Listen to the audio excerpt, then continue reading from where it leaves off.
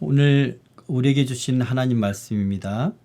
누가복음 10장 25절에서 37절 말씀. 우리 교도하도록 하겠습니다. 잠깐만요. 다시 없어졌어. 잘못 눌러가지고. 네. 누가복음 10장 25절에 37절 말씀 교도하겠습니다. 어떤 율법 교사가 일어나 예수를 시험하여 이르되 선생님 내가 무엇을 하여야 영생을 얻으리이까? 예수께서 이르시되 율법에 무엇이라 기록되었으며 내가 어떻게 읽는가? 대답하여 이르되 내 마음을 다하며 목숨을 다하며 힘을 다하며 뜻을 다하여 주 너의 하나님을 사랑하고 또한 내 입술을 내 자신같이 사랑하라 하였나이다. 예수께서 이르시되 내 대답이 옳도다. 이를 행하라. 그러면 살리라 하시니.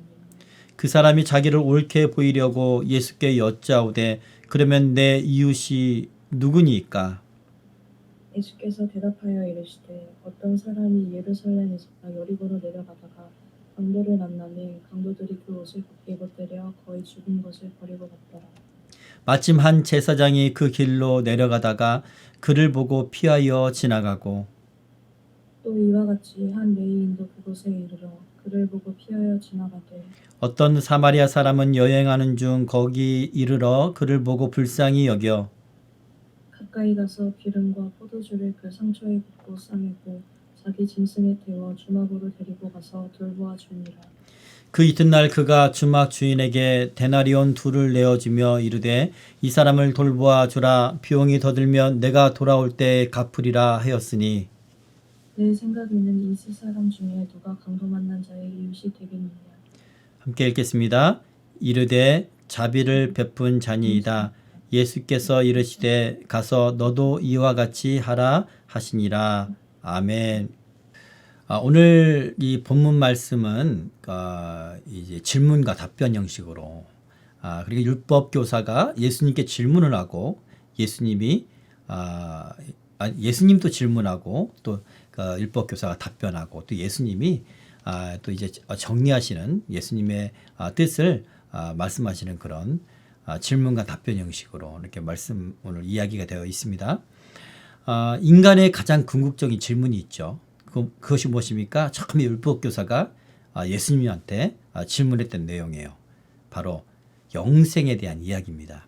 이 영생은 호기심을 넘어서 가장 인간에게 있어서 가장 절박하고 가장 중요한 그런 질문입니다. 세상의 모든 지식을 알고 있어도 이 온전한 영생에 대한 진리를 알지 못하면 그 인생은 망한 인생이 되는 거예요. 챗 GPT도 거기에 대해서는 아무런 책임도 아무런 설명도 책임도 지지 못합니다. 그렇죠? 자, 그러면 이 교회 내에서 우리 기독교 내에서 영생에 대한 주장은 가장 큰 주장은 예수 믿고 영생을 얻는 거죠. 그러나 그럼에도 불구하고 영생을 얻는데 약간 행위를 강조하는 그런 주장들이 있어요. 이 두 가지 반면에 오직 예수를 믿는 믿음만으로 우리가 영생을 얻는다라는 이 두 가지 주장이 있습니다. 선한 사마리아인의 이 비유는요. 행위 구원론자들이 주장하는 근거로 많이 사용하는 그런 본문이에요.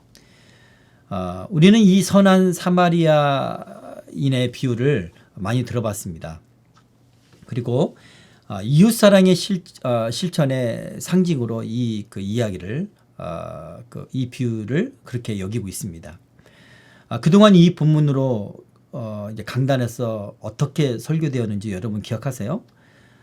율법의 근원인 하나님 사랑과 이웃 사랑, 그 행함의 모본, 진정한 의미에서 이웃 사랑을 어떻게 해야 되는지 그 기준을 제시하시는 그런 비유의 말씀으로 이 본문 말씀을 들어왔습니다. 그리고 이웃 사랑을 실천하지 않는 종교 지도자들에 대한 비판하는 본문으로 이해했습니다. 더 나아가서 이웃 사랑을 실천하지 않는 성도는 그가 비록 제사장과 레위인일지라도 하나님 나라 안에서의 이웃은 되지 못한다. 더 의미를 확대시켜서 이웃사랑을 실천하지 못하는 자는 구원받지 못한다라고까지 나아가는 경우도 있습니다. 이렇게 행위 구원론의 근거로 이 본문의 말씀이 사용되고 있습니다. 그러나 우리가 성경을 해석할 때 가장 중요한 것은 바로 예수님의 메시지가, 예수님의 의도가 진짜 무엇이었는가, 그것이 가장 중요하잖아요. 예수님은 왜 이 비유를 통해서 이런 말씀을 하셨는가, 그것을 파악하는 것이 정말 중요합니다. 누가복음에서의 오늘 이 본문의 위치는요, 이제 예수님께서 갈릴리에서의 복음전도 사역을 다 마치시고 마지막 남은 몇 달 동안 유대 지역으로의 여행을 하게 됩니다. 십자가를 지실 예루살렘으로 마지막 이제 올라가는 그런 여행길 위에 있습니다. 이 복음 말씀이 70명의 제자들을 파송하시죠. 예수님 주도의 구원의 진리를 전파했습니다. 하나님 나라를 선포한 것입니다. 주님을 믿지 않고 받아들이지 않는 사람에게 먼지를 내버리라, 그렇게 말씀하실 정도로 주님을 받지 않는 것에 대한 그 사람들의 믿음을 구원을 복음 받지 않으면 너희들은 그런 부담감과 책임이 없다라고 말씀하실 정도였습니다. 여러분, 복음, 바로 예수 그리스도를 믿는 이 믿음을 받아들이지 않았던 고라신과 벳세다와 가버나움이 나중에는 심판 때 소돔보다 심판의 도시, 그런 도시를 상징하는 두루와 시돈보다 더 견디기 힘든 심판을 당할 것이다, 그렇게 예언하셨습니다. 여러분, 예수님이 전하는 이 복음은 언제나 종말론적이에요. 언제나 심판을 대비하기 위한 그런 복음입니다. 바로 구원과 영생에 관한 그런 복음인 것입니다. 고라신과 벳사다와 가버나움은요, 제자들의 고향이기도 하고요, 대부분 예수님이 많은 이적을 통해서 역사하셨던, 이적을 나타내셨던 곳입니다. 하나님의 아들 메시아라는 것을 보여주셨던 바로 그런 도시였어요. 그리고 또한 예수님이 주로 말씀을 가르쳤던, 오병이어의 역사가 있었던 바로 그런 곳이었습니다. 그렇지만 이 도시들이 예수님을 믿지 않아서 심판을 견디지 못한다, 그렇게 예수님이 예고하신 것입니다. 그리고 오늘 이 본문 바로 직전의 이야기, 이 70명의 제자들의 전도복을 듣고 예수님께서 기뻐하시죠. 하나님 앞에서 기뻐하십니다. 제자들은요, 전도할 때 귀신이 제어가 되고 귀신이 떠나는 역사를 보면서 하나님 나라가 이루어지고 그런 어떤 하나님 나라의 그런 그 역사하심을 보면서 제자들은 너무나 놀라고 믿음이 강해지고 그런 것으로 너무 기뻐했어요. 그런데 예수님께서는 이 귀신의 세력이 떨어진 것보다 더 중요한 것은 제자 한 사람 한 사람의 이름이 하늘에 기록된 것. 무슨 말입니까? 너희들이 구원받은 것. 예수님을 따르는 제자들이 진짜 믿고 구원받게 된 것으로 인해서 기뻐하신 거예요. 그리고 하나님 아버지께 감사하는 그런 기도를 드린 겁니다. 제자들의 전도의 보고를 들어보면 여러분 어떻습니까? 그들이 복음을 전할 때 귀신들이 항복하는 것을 경험했어요. 그 경험을 통해서 예수 그리스도의 이름의 권세를 알고 더욱 믿게 된 거예요. 그렇기 때문에 예수님이 그 제자들이 진정으로 믿어서 하늘에 그 이름이 기록된 것을 인하여 기뻐했던 것입니다. 바로 구원받은 것. 그 구원받은 것으로 영생을 얻게 된 것. 그것으로 말미암아 기뻐하신 것이에요. 요한복음 1장 12절에 이렇게 말씀하고 있습니다. 영접하는 자 곧 그 이름을 믿는 자들에게는 하나님의 자녀가 되는 권세를 주셨으니. 요한복음 3장 18절에는 이렇게 말씀하시죠. 그를 믿는 자는 심판을 받지 아니하는 것이요 믿지 아니하는 자는 하나님의 독생자의 이름을 믿지 아니하므로 벌써 심판을 받은 것이니라. 예수님의 강조점은 언제나 예수 그리스도의 이름, 예수 그리스도를 믿음으로 인한 그런 구원이었습니다. 이처럼 하나님의 뜻은 하나님의 아들을 믿음으로 구원받게 하려 하는 것입니다. 그분의 새로운 교리를 물론 예수님께서 지금 유대 지방에 오셔서 말씀하시고 구원의 이 복음을 전하는 것은 유대인 입장에서는 새로운 교리로 여겨졌을 거예요. 그렇지만 구약의 율법가 선지자들은 예수님을 예언하셨고 또한 원시 메시아 이 예언 그리고 우리 창세기 3장 15절에 기록되어 있는 그 예언들도 보면 이 예수님의 복음은 이미 계시된 진리입니다. 당시 유대인들이 깨닫지 못했기 때문에 마치 새로운 교리처럼 여겨졌던 거예요. 그래서 부딪혔고 받아들이지 않았던 것입니다. 그런 신학적인 어떤 사상적인 부딪힘과 그것으로 인해서 받아들이지 못했던 도시들, 그런 도시들을 향해서 주님께서는 책망하시고 또한 심판날을 예고하셨습니다.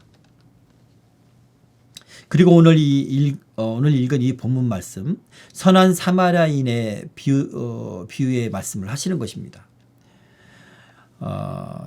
역사적인 시간의 순으로 보면 이 이야기가 어느 사건 다음에 이어졌는지는 분명하지 않아요. 이 비유의 말씀은 오직 누가복음에만 기록되어 있어서 역사적인 어떤 시간순을 다른 복음서와 대조하면서 확인할 길은 없습니다. 그러나 누가가 앞선 사건들의 흐름에 이 이야기를 썼다 할지라도 분명한 것은 앞선 본문들의 주제와 연결된다는 것입니다. 전체적인 흐름으로 이해하면 이런 거예요. 예수님께서 주 예수의 복음을 전파하셨고 그 사역 가운데 신비한 성령의 역사들이 있었습니다. 12 제자들의 전도에서 그랬던 것처럼 사람들에게 큰 반향을 일으켰습니다. 12 사도들 때 전도 때처럼 지금도 70명의 전도 가운데도 사람들이 예수님께로 많이 몰려들었을 거예요. 그리고 12 사도들의 전도하고 나서 사람들이 모여듣고 나서 어떤 일이 있었습니까? 오병이어의 사건이 있었죠. 그것을 우리는 기억할 수가 있어요. 오늘 이 사건도 많은 사람들이 몰려든 가운데 이 선한 사마리아인의 이야기가 있는 것으로 우리는 여길 수가 있습니다. 바로 사람들이 이렇게 많이 몰려있을 때 율법 교사가 그 많은 사람들 앞에서 예수님을 시험하는 거예요. 바로 신앙 논쟁, 구원론에 대한 논쟁을 하는 것입니다. 오늘 말씀 보면 일어났다고 그래요. 모든 사람들이 주목할 수 있도록 일어나서 주님을 시험하는 것입니다. 예수님의 말씀을 듣는 중에 예수님을 반대하고 그의 메시지에 부딪혀서 반박하기 위해서 일어난 거예요. 왜 시험하는 것일까요? 그 사람의 의도가 무엇인가가 아주 중요해요. 왜냐하면 예수님의 오늘 이 사마리아인의 비유를 이해하기 위해서는 그 사람의 의도를 간파하시고 그 사람의 그 주장과 생각에 대한 변론으로 주님께서 이 사마리아인의 비유의 말씀을 하시는 거기 때문에 이 사마리아인의 비유의 주제를 우리가 잘 이해하기 위해서는 이 율법 교사의 의도를 잘 알아야 됩니다. 율법 교사의 의도는요, 바로 모세율법, 즉 하나님을 사랑하고 이웃을 사랑하는 이 율법을 다 지켜야 영생을 얻는다. 바로 그것이었습니다. 율법주의였죠. 유대인들은 그렇게 믿었어요. 예수를 믿는다고 구원을 받는 것이 아니라 구약 성경 말씀을 다 율법을 지켜야 구원을 받는다. 완전하게 잘 지켜야 지키려고 그래서 노력을 했죠. 율법의 세칙까지 613개의 세칙까지 만들어서 지켰습니다. 율법은 아니지만 율법을 지키기 위해서 어떻게 행동하는가, 어떻게 하는 것이 율법을 더 잘 지킬 수 있는가, 그 방법론까지 마치 율법처럼 규정하고 그렇게 그 세칙까지 지켰던 것입니다. 그런데 갑자기 한 이 랍비가 나타나서 하나님 나라가 가까이 왔다, 그렇게 선포를 하는 거예요. 자신을 믿고 따르면, 자신께로 오면 영생을 얻는다, 그렇게 말하는 것입니다. 그러면서 이적도 막 보여주면서 교리적으로 신학적으로 부딪히는 거예요. 사상이 부딪히는 것입니다. 예수님의 교리는 율법을 스스로 잘 지킨다고 생각하는 그 스스로 신앙이 온전하다고 믿었던 그 율법주의 사람들, 유대인들의 마음에는 들지 않았습니다. 그러나 예수님의 이 구원론은요, 율법 행함이 아니죠. 예수님께서는 이렇게까지 말씀하셨어요. 누구든지 하나님 나라를 어린아이와 같이 받아들이지 않는 자는 결단코 거기 들어가지 못하리라. 율법을 완전하게 행하는 것이 하나님 나라 가는 것이 아니라 어린아이와 같이 하나님 나라를 받아들여야 하나님 나라를 간다는 거예요. 어린아이는 어떻습니까? 율법을 잘 지킵니까? 아니요. 온전하게 율법을 알지 못합니다. 더구나 율법의 새치까지 기억하고 지킬 만한 그런 나이가, 지킬 수 있을 만한 나이가 아니죠. 그러나 반대로 어린아이는 어떤 특성이 있습니까? 예수님이 말씀하시고 보여주시는 그 하나님 나라, 지금 실현시키고 있는 이적 가운데 하나님의 아들로서의 그 역사심 가운데 실현시키고 있는 그 하나님 나라, 그것을 온전히 보고 믿고 따르는 거예요. 받아들이는 것입니다. 순수하기 때문에. 또한 예수님께 또한 어떤 말씀하셨습니까? 예수님은 율법을 잘 지키지 못하는 사람들과 함께 다니는 거예요. 죄인들, 장애인, 세리와 또한 어린아이와 같은 그런 부류들을 인정하시고 그들에게 구원이 임했다. 그렇게 주님을 받아들이는 사람에게 구원이 임했다. 그렇게 말씀하시는 거예요. 근데 이 율법주의자들 입장에서는 그들은 율법을 전혀 지키지 못하는 사람이거든요. 가난한 사람들은 율법을 지킬 만한 환경이 못 돼요. 제사를 온전히 지킬 만한 환경이 못 됩니다. 그렇죠? 그렇게 말씀하시는 예수님의 그 말씀이 마음에 들지 않을 수밖에 없는 거예요. 도저히 받아들일 수 없는 일입니다.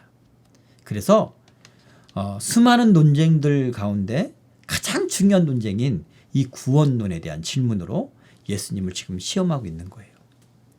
어떤 율법 교사가 일어나 예수님을 시험하여 이르되 선생님 내가 무엇을 하여야 영생을 얻으리이까? 그렇게 말씀하고 있습니다. 이것은 구원론에 대한 논쟁이에요. 착한 행실을 하고 선한 이웃이 되는 것, 꼭 이렇게 해야만 우리가 구원을 받는다, 이런 말씀이 아니에요. 무엇을 하여야 영생을 얻겠습니까? 그렇게 물어보잖아요. 율법주의와 믿음으로 얻는 이 은혜의 복음과의 논쟁인 것입니다. 그 사람의 의도를 정확하게 간파하시고 예수님께서 물으십니다. 그래, 율법에는 무엇이라 기록되어 있느냐? 그 말씀 무슨 뜻일까요? 그래, 너희들이 기준으로 삼는 그 율법, 그 기준으로 내가 풀어서 말해줄게. 너희들을 민낯을 그대로 드러내 보여줄게. 그렇게 주님께서 말씀하시는 거예요. 율법교사는 말합니다. 율법에는 마음을 다하여 목숨을 다하며 힘을 다하며 뜻을 다하여 주 너의 하나님을 사랑하고 또한 내 이웃을 내 자신과 같이 사랑하라 하였나이다. 여러분 그렇습니다.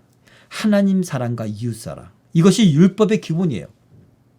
예수님께서도 마태복음 22장에서 이 두 계명에 대해서 이렇게 말씀하셨습니다. 이 두 계명이 온 율법과 선지자의 강령이니라. 그렇게 말씀하셨어요. 하나님 사랑과 이웃 사랑, 이것은 하나님께서 우리에게 주신 율법의 정신이에요. 우리가 반드시 지키고 행해야 될 하나님의 명령입니다. 이거는 구원론과 관계없이 우리가 반드시 책임지고 지켜야 될 하나님의 명령인 거예요. 예수님께서도 강조하셨습니다. 그런데 구원론은 다른 차원의 문제예요. 오늘 예수님은 이 율법을 잘 지키고 있는, 그래야 영생을 얻을 수 있다라고 믿는 율법 교사에게 질문하시는 거예요. 그렇다면 너희들은 진짜로 이웃을 사랑하고 있다고 믿니? 이렇게 질문하고 있는 것입니다. 유대인이 생각하는 이웃, 그 기준이 정말 옳을까요? 너희는 틀렸다는 거예요. 너희도 그 율법을 잘 못 지키고 있어. 그것을 완전하게 지켜서 영생을 얻을 수 있는 사람은 이 세상에 없어. 이런 말씀을 하시기 위해서 선한 사마리아인의 비유를 하시는 것입니다. 물론 이 비유의 말씀을 통해서 우리는 이웃사랑의 기준을 배워야 합니다. 하나님의 백성으로서 그렇게 이웃을 사랑하고 돌봐야 합니다. 또한 실천해야 됩니다. 행함이 있는 믿음을 보여야 합니다. 그러나 그것 자체가 영생을 얻는 구원을 가져다 줄 수 있는 것은 아닙니다. 오직 예수님의 말씀의 이 주제는 선한 사마리아 사람처럼 율법사의 너희들도 그렇게 사랑을 실천하는데 강조점이 있는 것이 아니라 봐라, 너희는 율법을 제대로 실천하고 있지 못해. 아무도 완전하게 실천할 수는 없어. 영생을 얻을 수 있는 길은 오직 내가 십자가를 지고 너희의 모든 죄를 지어야 되는 거야. 인자가 나무에 매달려야 돼. 이 말씀을 하고 계신 거예요. 사단은 지금 이 율법 교사를 통하여 예수님 시험하고 있지만 예수님은 지금 예루살렘에 십자가를 지고 가고 있는 그런 상황에서 이 논쟁에서 십자가를 꼭 져야 된다는 그런 주님의 이 주장을 하고 있는 것입니다. 요한복음 3장 14절에서 15절 말씀. 모세가 광야에서 뱀을 든 것 같이 인자도 들려야 하리니 이는 그를 믿는 자마다 영생을 얻게 하려 하심이니라. 인자가 이제 예루살렘에 올라가 십자가에 달려서 이 뱀이 광야에서 들린 것 같이 그 십자가를 보고 믿는 자마다 영생을 얻게 하려 하십니다. 그 길을 가는 데 있어서 지금 사탄은 율법 교사를 통해서 예수님을 시험하는 거예요. 오늘 이 본문 말씀은요, 사마리아인의 비유를 통해 유대인의 교리, 율법주의, 또한 오늘날 행위 구원론이 얼마나 율법주의와 같이 한계가 있는 것인지 논리적으로 설명하고 있는 것입니다. 먼저 우리는 율법을 지켜야 되는 건 맞습니다. 오해는 마십시오. 주님께서 율법을 무시하신 것이 아니에요. 율법주의, 그것을 지키면 영생을 얻을 수 있다는 이 율법주의가 문제라는 거예요. 이 사상의 한계를 지적하고 있는 것입니다. 예수님께서 산상수훈에서 모세의 율법의 말씀을 해석하시고 풀어서 더 강화시켜서 예수님의 율법, 진정한 율법의 그 숨은 뜻이 무엇인가를 주님께서 말씀하셨습니다. 행위 이전에 마음으로 지은 죄도 심각한 죄라고 말씀하셨어요. 그러시면서 너희 아버지께서 온전하신 것 같이 너희도 온전하라, 그렇게 말씀하셨어요. 하나님이 기본적으로 원하시는 것은요, 우리가 율법을 온전하게 지키기를 원하셔요. 거룩하길, 하나님이 거룩하신 것처럼 우리도 거룩하기를 원하셔요. 예수께서 말씀하시죠. 내가 율법을 폐하러 온 줄로 생각하지 말라. 완전하기 위하여 이 땅에 왔다, 그렇게 말씀하셨어요. 하나님은 그 백성이 거룩하게 살도록, 그래야 하나님과 함께 할 수 있으니까. 그래서 율법을 주신 거잖아요. 그것을 우리는 지켜야 합니다. 그러나 모두 지킬 수 있습니까? 그렇지 않아요. 우리가 하나님 말씀을 지키지 못해서 우리는 때로 영적으로 시험에 듭니다. 내가 하나님 앞에 버림받지 않을까? 하나님과 내 사이에 멀리 이 간극이 있지 않을까? 우리가 그 하나님 말씀만 율법주의에만 우리가 빠져 있으면 그렇습니다. 그러나 그 우리의 간격, 하나님과 우리의 간격을, 죄로 인한 그런 간격을 오직 예수님께서 두 사이를 어떻게 하셨습니까? 화평케 하셨어요. 예수님을 믿음으로 여러분, 예수님을 믿고 내 예수님을 의지하는 그 순간 하나님과 나 사이에는 간격이 없어지는 거예요. 의롭게 되는 거예요. 의롭다 칭함을 받는 거예요. 아멘. 부자 청년이 있었죠. 이 청년은 스스로 율법을 다 지켰다라고 스스로 생각하는 청년이었습니다. 그 청년에게 예수님 뭐라고 말씀하십니까? 모든 것을 팔아서 가난한 자에게 나눠주고 너는 나를 쫓으라, 그렇게 말씀하셔요. 그런데 그 청년이 주님을 따르지 못하죠. 이 재물을 다 가난한 자에게 나눠주라는 걸 못합니다. 왜요? 재물이 많아서 그래요. 온전한 이웃사랑의 행위는, 완벽한 율법을 실천하는 것은 바로 예수님이 재물을 다 나눠줘서 가난에게 나눠줄 수 있을 정도. 이것이 온전한 율법을 실천하는 것이죠. 그러나 이 세상의 그 누구도 그 율법을 온전하게 실천할 수는 없어요. 일부 그 율법을 따르고 실천하는 것이죠. 그래서 주님께서 말씀하시는 것입니다. 부자가 천국에 가는 것이 낙타가 바늘길을 통과하는 것보다 어렵다. 그렇게 말씀하시는 거예요. 너희가 생각하는 그 율법을 지킴으로 완수함으로 천국을 들어간다고 생각하는데 부자는 더 어려워. 왜? 마음이 물질에 있으니까. 더 많은 것을 포기해야 되니까. 그런 말씀이에요. 예수를 믿고 따른다는 것은요. 주님을 위해 모든 가치 있는 것조차 다 버릴 수 있어야 한다는 것입니다. 물론 예수님께서 우리에게 필요한 모든 것을 다 버려라. 모든 소중한 사람들 다 버리고 나를 따라오라. 그렇게 말씀하시는 건 아니에요. 그러나 믿음과 내가 그것을 포기해야 되는 그런 선택의 상황은 있을 수 있습니다. 세상에 가장 소중한 것을 선택할 것인가 아니면 예수를 믿는 그 믿음을 선택할 것인가 이렇게 갈려야 되는 그런 상황이 있어요. 특별히 순교당하는 그런 상황이 있잖아요. 예를 들어서 북한에 순교당하는 크리스천들, 내가 예수를 믿을 것이냐 아니면 내가 너를 넉넉하게 평안하게 살게 해줄 테니까 예수를 부인할 것이냐. 그렇게 선택하라는 상황에서는 우리가 세상의 것을 다 버려야 되는, 믿음을 선택해야 되는 그런 상황이 있죠. 그렇죠? 예수님은 즉 이 부자 청년에게는 선택하라 말씀하셨어요. 자, 예수님을 시인하고 믿는 것이 영생의 길이라고 이 진짜로 믿는다면 부인하지 않죠. 세상의 것을 자신의 목숨까지도 다 버리게 되는 그런 선택의 상황이 있다는 것입니다. 평상시에 우리는 평안할 때는 예수를 부인하거나 믿는 것을 감추고 살고 있지는 않습니다. 그렇죠?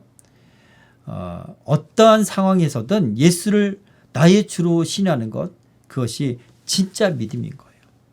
그런 어떤 고난의 상황, 순교의 상황에서도 예수를 주로 신뢰하는 것, 그것이 진짜 믿음입니다. 지금은 우리가 다 예수를 주로 신한다고 믿고 오직 예수라고 믿지만 그런 어떤 순교의 상황, 그런 목숨을 잃어버릴 수밖에 없는 그런 상황에서도 과연 그럴까 생각해 볼 필요가 있을 것 같습니다. 자, 그렇다면 율법은 우리에게 어떤 의미일까요? 어떤 역할입니까? 율법의 역할. 사도 바울이 정리하죠. 갈라디아서에 정리합니다. 3장 21절에서 25절에서 이렇게 말씀합니다. 그러면 율법이 하나님의 약속들과 반대되는 것이냐? 결코 그럴 수 없느니라. 만일 능히 살게 하는 율법을 주셨더라면 의가 반드시 율법으로 말미암았으리라. 예, 율법만 지켜도 의로워야 된다는 거죠. 그러나 성경이 모든 것을 죄 아래 가두었으니 이는 예수 그리스도를 믿음으로 말미암는 약속을 믿는 자들에게 주려 함이니라. 믿음이 오기 전에 우리는 율법 아래에 매인 바 되고 계시될 믿음의 때까지 갇혔느니라. 이같이 율법이 우리를 그리스도께로 인도하는 초동교사가 되어 우리로 하여금 믿음으로 말미암아 의롭다함을 얻게 하려 함이니라. 믿음이 온 후로는 우리가 초동교사 아래에 있지 아니하도다. 예, 율법은요, 우리의 죄를 깨닫게 하는 초등학교 교사, 초등학교 선생님과 같다는 거예요. 어린아이가 이제 요즘은 유치원 때 배우긴 하지만 아마 바울 선생님이 있을 때 유치원이 없었나 봐요. 초등학교 때 가장 기초적인 것, 그런 것을 가르치죠. 초등학문. 예를 들어서 아이들이 어렸을 때는 신호등이 뭐 녹색 때 건너야 될지 빨간불일 때 건너야 될지 모르잖아요. 그런데 초등학교 들어가면 가르쳐 줍니다. 여러 가지 삶의 규칙들을 가르쳐 줍니다. 초등교사라는 것은 마치 그렇게 가장 기본적인 것을, 기본적인 율법을 가르치는 선생님과 같다. 율법은 바로 그렇다는 것입니다. 그것을 알지 못하는 아이들이 그것을 범했을 때 우리는 그 아이가 잘못됐다고 말할 수 없어요. 모르니까. 예, 무엇이 잘못인지 무엇이 옳은지를 모르는데 너 잘못했어. 그렇게 책임을 질 수 있습니까? 없는 거예요. 그냥 죄를 범해도 죄인 줄 알지 못하고 죽어가는 거예요. 그러나 죄가 무엇인지 알면 죄를 짓지 아니할 것이고 내가 죄인임을 알게 되는 거예요. 율법을 알면 내가 죄인이라는 것을 알게 되는 거예요. 에덴 동산에서 죄가 들어온 이후에 사람들은 무엇이 죄이고 뭐가 죄가 아닌지 명확한 기준이 없었습니다. 라멕은 사람을 죽이면서도까지 그 자기의 죄를 자랑해요. 그렇게 악한 상태가 전혀 부끄럽지 않은 거예요. 양심과 그 사회를 유지하기 위한 그런 규정과 법, 이런 기준들이 없었던 것입니다. 하나님이 율법으로 계시하시고 결국 그 앞에서 우리는 이것이 죄인이라는 것을 명확하게 알게 되고 그것을 범함으로 말미암아 우리는 죄인임을 깨닫게 되는 거예요. 죄인임을 깨닫게 되어서 결국은 예수 그리스도 밖에 의지할 수 없게 됨을 알게 되는 것입니다. 그래서 율법은 오직 예수로, 오직 믿음으로 이끄는 초등교사다. 그렇게 사도 바울은 이야기하고 있는 것입니다. 두 번째로, 그러므로 우리는 율법을 다 지킬 수 없다는 것을 알아야 됩니다. 초등교사, 율법교사, 초등교사가 아니고 오늘 등장하는 이 율법교사가 예수님을 시험하기 위해서 또한 자신을 옳게 보이려고 그렇게 말하고 있는 것이죠. 오늘 말씀 보면 자신을 옳게 보이려고 이렇게 대답합니다. 자신은 옳다라고 스스로 자신은 의롭다라고 이 율법교사가 그렇게 생각하고 있는 것입니다. 그러나 그들이 생각하는 이 이웃의 개념, 그 개념도 하나님과의 기준과 다릅니다. 유대인들은 사마리아 사람들은 이웃이 아니었어요. 그죠? 그러나 하나님은 그렇지 않죠. 그들도 사랑해야 되는 이웃입니다. 이렇게 인간은 율법을 해석함에 있어서도 그 기준이 인간의 어떤 그런 유대주의, 선민사상, 또 민족주의 이런 어떤 다른 사상이 가미되기 때문에 율법을 해석하는 그 기준도 왜곡되기 마련입니다. 특별히 또한 유대인들은, 이 율법주의자들은 사랑이 없는 율법 행위만, 외식적인 율법 행위만 했던 것도 또 문제였던 거죠. 자, 오늘 이 선한 사마리아인의 비유를 잠깐 들여다볼까요? 이 사건이 비유의 말씀이긴 하지만 이 배경은 어디입니까? 예루살렘에서 여리고로 내려가는 길이에요. 예루살렘은 하나님 앞에 예배하는 장소죠. 또한 이 예루살렘에서 여리고로 내려가는 이 길은요, 제사장과 레위인들이 자주 왕래하는 길이었어요. 성막 봉사를 예루살렘에서 하고 제사를 거기서 드리고 제사를 드리면 그런 어떤 거룩한 일을 하게 되죠. 또한 개인적으로도요, 사람들이 예루살렘에서 제사를 드림으로 의식적으로 정결케 된 상태가 된 거예요. 그런 정결케 된 상태에서 여리고로 내려가는 길에 바로 강도 만난 사람을 발견하게 됩니다. 그런데 어떤 상황입니까? 이 사람이 거의 죽게 되었다는 것입니다. 오늘 이 본문 말씀은 제사장과 레위인이 거의 죽은 것을 봤다라고 강조하고 있어요. 그리고 또한 어떤 구절을 우리가 주목해 봐야 되냐면 버리고 갔다라는 것입니다. 그럼 버렸다는 것은 어떤 뜻이 있는 겁니까? 당연히 구원해 줘야 될 책임이 있는데 그 책임을 하지 않고 버렸다는 거예요. 책임을 다하지 못했기 때문에 이것은 책임 받을 만한 그런 짓이라는 거예요. 근데 레위인과 이 제사장들이 왜 버렸을까요? 이 본문 말씀에는 다른 어떤 직분의 사람을 얘기하는 것이 아니라 제사장과 레위인을 예로 들고 있어요. 가장 거룩한 사람들, 가장 거룩한 그런 직분의 사람들을 예를 들어서 말씀하고 있는 거죠. 율법의 제사장은요, 죽은 시체에 손을 대서는 안 되는 겁니다. 그죠? 율법 그렇게 규정하고 있어요. 율법은 하나님을 섬기는 제사장의 거룩함과 정결함을 강조하기 위해서 죽은 시체에도 제사장은 손을 대지 말라. 그렇게 말씀하셨어요. 그런데 문제는 거의 죽게 됐다는 것에 있어요. 그 사람을 구원하다가 만약에 지금 살아있으니까 율법적으로 문제가 없지만 만약에 내가 치료하다가 또는 119를 부르다가 깨꾸닥 죽게 되면 제사장은 그 순간에 시체를 만지는 것이 되는 거예요. 그렇죠? 그러나 그렇다 할지라도 시체에 손을 댔다 할지라도 다시 정결례를 하면 돼요. 다시 제사를 드리고 속죄제를 드리고 하면 됩니다. 그렇게 정결함 받으면 돼요. 그러나 자신이 부정하게 되는 것 자체가 싫은 거예요. 사랑이 없는 거죠. 유대인의 이 율법주의는 사랑 없이 지키는 그런 율법이라는 거예요. 외식적이라는 겁니다. 오늘날 행위구원론을 강조하는 많은 사람들의 경향들을 우리 한번 생각해 볼 필요가 있습니다. 가난한 자, 소외된 자를 이야기하는 것이 경건이며 복음이라고 생각해요. 그러나 가난한 자, 소외된 자에 대한 기준이 각기 달라요. 이념적인 이념이나 진영에 따라 달라요. 어떤 사람들은 여성, 동성애자들이 소외된 이웃이다. 그렇게 그 이웃에 대한 그런 기준들도 사상에 따라 다릅니다.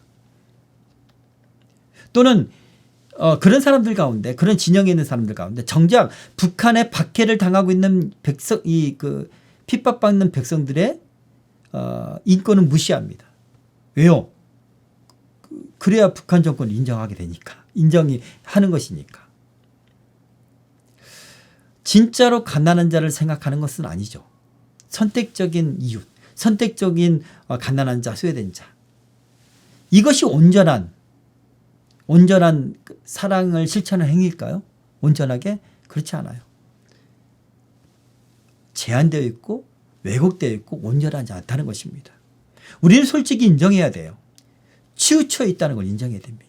어떤 사람은 민족주의에, 어떤 사람은 사회주의, 또 어떤 사람은 자본주의, 이런 세상의 이데올로기, 또한 세상의 여러 가치관, 또한 이웃에 대한 세상의 어떤 기준들, 이런 것들이 다 각기 다릅니다. 그래서 이웃 사랑을 온전하게 실천할 수 있는 사람은 이 세상에 단 한 사람도 없다는 거예요. 그 한계를 우리는 인정해야 되는 것입니다. 로마서 3장 10절에서 12절은 말씀하고 있습니다. 기록된 바 의인은 없나니 하나도 없으며 깨닫는 자도 없고 하나님을 찾는 자도 없고 다 치우쳐 함께 무익하게 되고 선을 행하는 자는 없나니 하나도 없도다. 선을 완전하게 행할 수 있는 사람은 단 한 사람도 없다는 거예요. 우리의 행함으로 의롭게 될 수 있는 사람은 이 세상에 단 한 사람도 없다는 것입니다. 비록 우리가 바이블, 이 정경을 갖고 있다 할지라도 우리의 죄성은 끊임없이 잘못된 깨달음으로 진리에서 벗어나고 치우치게 됩니다. 결국 선을 행하지 못하게 된다는 거예요. 우리는 완전하게 오를 수 없고요. 하나님의 뜻에 완전하게 맞출 수 없어요. 내가 완전하게 기도함으로 영적 상태가 하나님께서 원하시는 그런 상태가 될 수 없다는 것입니다. 우리는 본래 죄인이라는 것을 인정해야 돼요. 내가 기도 많이 하고 성령의 은사도 받고 내가 영적으로 듣는 것도 많고 내가 또 말씀을 잘 실천하여도 나는 완전한 죄인이라는 것을 깨달아야 돼요. 그렇게 깨닫지 못하면 내가 잠시 실수한 것, 내가 하나님 앞에 온전히 행하지 못한 것, 그것 때문에 믿음을 잃게 돼요. 그래서 사탄의 시험을 당하게 되는 거죠. 여러분, 우리는 항상 기억해야 됩니다. 그래, 난 죄인이야. 난 죄인이야. 그래서 나한테는 예수 그리스도가 필요해. 그렇게 고백하고 믿을 때 내가 범죄함으로 인해서 하나님과 거리가 멀어졌다고 깨닫는 그 순간 내가 그 예수 그리스도를 인정할 때, 내가 죄인인 것을 인정할 때 하나님과 내가 다시 하나가 되는 거예요. 그런 은혜를 경험하는 것입니다. 오직 예수님의 은혜로만 하나님 앞에 갈 수가 있는 거예요. 로마서 3장 10절에 말씀하십니다. 기록된 바 의인은 없나니 하나도 없으며. 내가 스스로 의로워지려고, 의로운 사람이 되려고 그렇게 노력하지 마십시오. 예수님께서 하나님의 거룩함 안에 거하기 위해서 사랑을 실천하고 온전하라, 그 말씀은 지켜야겠죠. 그렇죠? 로마서 3장 20절에 이렇게 말씀하고 있습니다. 그러므로 율법의 행위로 그 앞에 의롭다 하심을 얻을 육체가 없나니 율법으로는 죄를 깨달음이라. 이제는 율법 외에 하나님의 한 의가 나타났으니 율법과 선지자들에게 증거를 받은 것이라. 곧 예수 그리스도를 믿음으로 말미암아 모든 믿는 자에게 미치는 하나님의 의인이 차별이 없느니라. 율법을 잘 지키는 사람이나 그리고 죄인이나 세리나 창녀나 차별이 없다는 거예요. 근데 유대인들은요, 율법 교사들, 율법주의자들은요, 자기들은 11조를 잘 드리고 또한 금식을 하고 그렇게 제사를 잘 드리고 하는데 저 죄인들과 함께 하시는 예수님이 마음에 안 드는 거예요. 차별을 해야 되는데 경건한 나와 하나님의 말씀을 잘 알고 지키는 나와 이웃 사랑을 노력하려고 하는 나와 그러지 못한 다른 사람, 그들에게도 똑같이 은혜를 주시는 그 하나님의 은혜가, 하나님의 태도가 싫은 거예요. 오늘 말씀 보십시오. 차별이 없는 모든 믿는 자에게 미치는 하나님의 의다. 그 의는 차별이 없다라는 거예요. 모든 사람이 죄를 범했음에 하나님의 영광에 이르지 못하더니 그리스도 예수 안에 있는 속량으로 말미암아 하나님의 은혜로 값없이 의롭다 하심을 얻은 자가 되었느니라. 우리도, 저와 여러분도 의롭게 행함으로 하나님 우리를 의롭게 하신 게 아니에요. 값없이 예수 그리스도를, 하나님의 아들을 값없이 파신 거예요. 죽이신 거예요. 희생양으로 삼으신 것입니다. 우리가 치르는 게 아니에요. 그 은혜에 우리가 어떻게 보답하고 치를 수 있는 그런 우리가 그럴 수 있는 자격이 없습니다. 그러므로 구원은 오직 예수를 믿음으로 주어지는 하나님의 은혜요 선물임을 우리가 언제나 기억해야 될 줄 믿습니다. 요한복음 3장 36절에서 말씀하십니다. 아들을 믿는 자에게는 영생이 있고 아들에게 순종하지 아니하는 자는 영생을 보지 못하고 도리어 하나님의 진노가 그 위에 머물러 있느니라. 네, 그래서 예수님께서 갈릴리에 있는 그 도시들 벳사다에 그리고 가버나움에 심판을 말씀하시는 거예요. 마지막으로 여러분, 오직 예수, 오직 은혜, 이것을 꼭 기억하시기 바랍니다. 부자 청년이 말하죠. 무슨 선한 일을 해야 영생을 얻으리이까. 다 지켰는데 아직도 부족한 것이 무엇입니까? 그런 질문이에요. 여러분, 온전하기를 원한다면 내 소유를 팔아서 가난한 자에게 주라. 그리고 나를 따르라. 그렇게 주님께서 말씀하시죠. 아무도 선한 일로 온전할 수 없다는 것을 말씀하시는 거예요. 그러자 제자들이 듣고 놀랍니다. 두렵습니다. 생각해 보세요. 두렵습니다. 누가 저 부자 청년은 다 율법을 지켰는데 다만 자기 전 재산을 가난한 자에게 나누지 못해서 영생에 이르지 못한다면 낙타가 바늘길을 통과하는 것보다 천국에 들어가는 것이 더 어려운 그런 사람이 된다면 이 세상에 누가 구원받을 수 있을까? 두려운 일이죠. 그렇게 놀라고 있는 그런 제자들에게 주님께서 말씀하십니다. 제자들이 누가 구원을 얻을 수 있겠습니까? 라는 그런 질문에 예수님께서 뭐라고 말씀하십니까? 예수께서 그들을 보시며 이르시되 사람으로는 할 수 없으나 하나님으로서는 다 하실 수 있느니라. 그것이 무엇입니까? 바로 예수님이에요. 하나님이 그래서 그 아들이신 예수님을 이 땅에 보내셨다. 바로 그 말씀을 하시는 것입니다.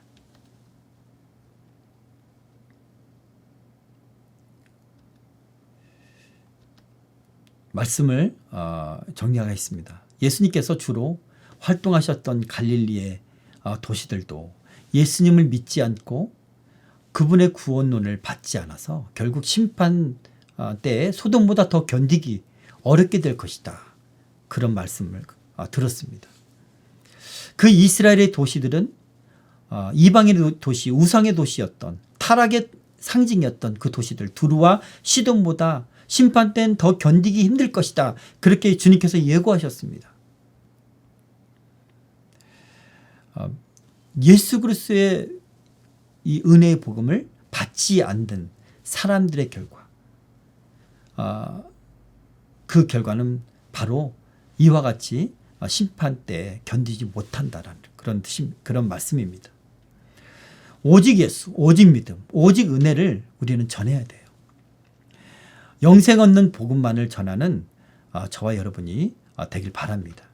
다른 복음, 다른 어떤 교리, 다른 것에 중점을 두고 설파하는 그런 것에 흔들리지 않는 저와 여러분이 되기를 축복합니다.